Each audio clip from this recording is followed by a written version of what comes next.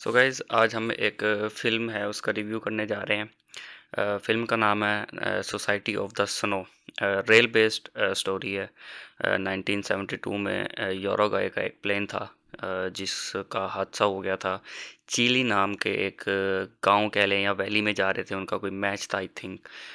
वहाँ पे उनके साथ एक हादसा हुआ, माउंटेन्स में उनका प्लेन क्रैश हो गया।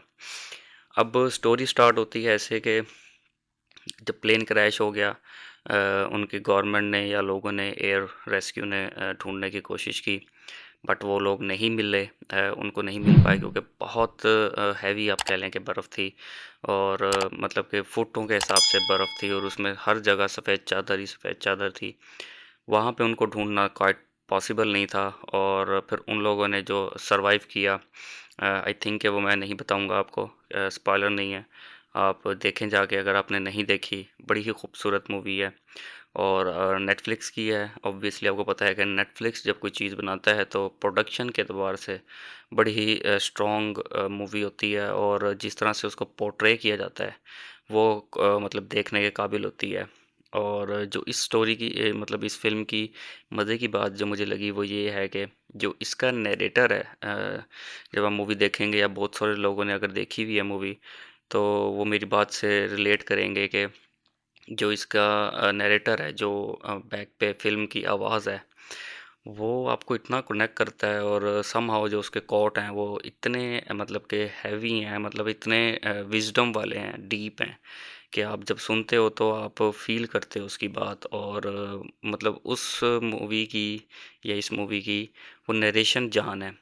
और मैंने समहाउ नरेशन को थोड़ा-सा जज करने की कोशिश की, बट इन द एंड मेरी वो गलत साबित हुई। अगर आप क्रिटिक रखने वाले हैं तो स्पॉइलर नहीं दे रहा, अगर आप क्रिटिक रखने वाले हैं तो आपको आप पकड़ लेंगे उस चीज़ को। और अगर हम बात करें मूवी की प्रोडक्शन की, तो सिनेमैटोग्राफी इतनी खूबसूरत है और सिनेमैटोग्राफी से आपको बहुत सारे मेटाफर्स, सिम्योटिक्स देखने को मिलते हैं। सबसे पहले तो सिम्योटिक्स देखें अगर आप, जो मूवी का नाम है या मेटाफर आप कह लें, स्नो ऑफ सोसाइटी के, मतलब इसकी ट्रांसलेशन मुझे करने की ज़रूरत नहीं है।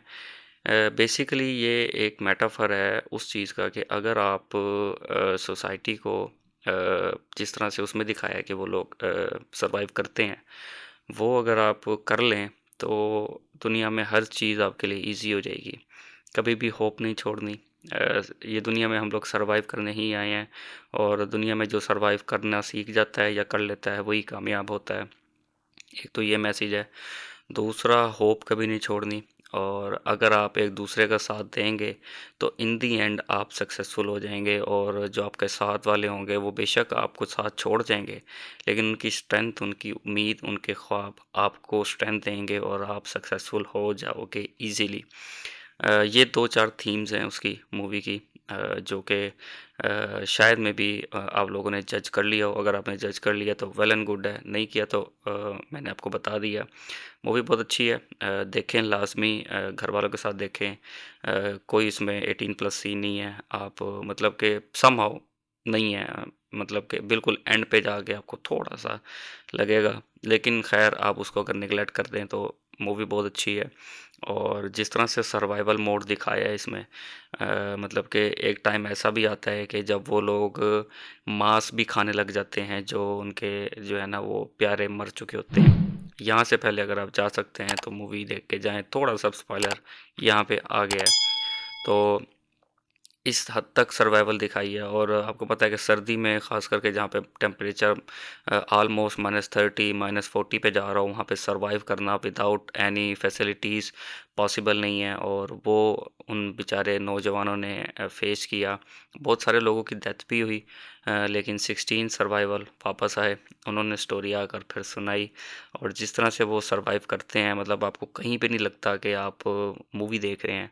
आपको ऐसा लगेगा जैसे आप उनके साथ सर्वाइव कर रहे हैं और यही एक बेहतरीन प्रोडक्शन की निशानी होती है या एक बेहतरीन डायरेक्टर की निशानी होती है कि वो आपको ऐसा फ़ील करवाए कि आप उनके साथ वो लाइफ़ जी रहे हैं।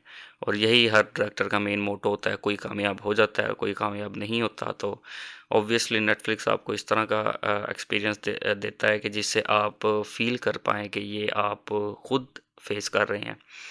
तो ख़ैर मूवी का साउंड बहुत अच्छा था। मूवी ने जिस तरह से मतलब कि एडिटर ने या डायरेक्टर ने साउंड मतलब एनर्जेटिक या रंबलिंग या कोई भी आप साउंड कह लें, वो दिखाया या सुनवाया विजुअल्स के साथ। वो इतना हैवी था कि मतलब एक्सप्लेन नहीं कर सकता मैं उनको वर्ड्स में। आप बेशक जाके देखें, आपको मज़ा आएगा।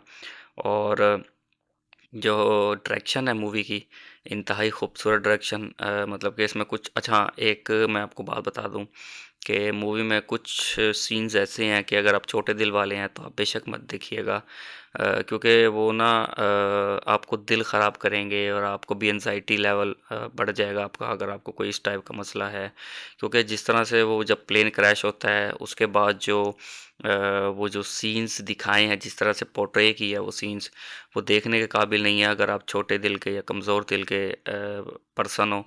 आप बेशक वो ये मूवी ना देखें, क्योंकि ये जो इसके मतलब विजुअल्स हैं वो बड़े स्ट्रॉन्ग हैं। और वो 18 प्लस आप कह सकते हो कि, या 18 प्लस नहीं तो आप कह लें कि वो कमज़ोर दिल वाले हज़रात ना देखें। वो हमेशा वो मतलब इस मूवी के अलावा भी इस तरह के जो विजुअल्स होते हैं वो वही देखें जो बड़ा ही मेंटली स्ट्रॉन्ग हो। और डायरेक्शन की बात हो रही थी कि डायरेक्शन बहुत अच्छी है। ऑब्वियसली ज़ाहिर है हर चीज़ मैटर करती है इन द एंड डायरेक्शन पे।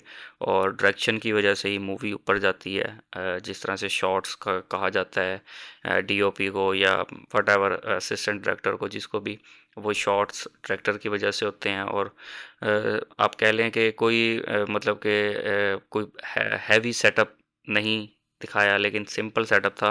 लेकिन वो सिंपल सेटअप ही इतना स्ट्रॉन्ग कनेक्ट करता है आपको कि आपकी सोच है। और मूवी ऑस्कर में नॉमिनेट हुई है।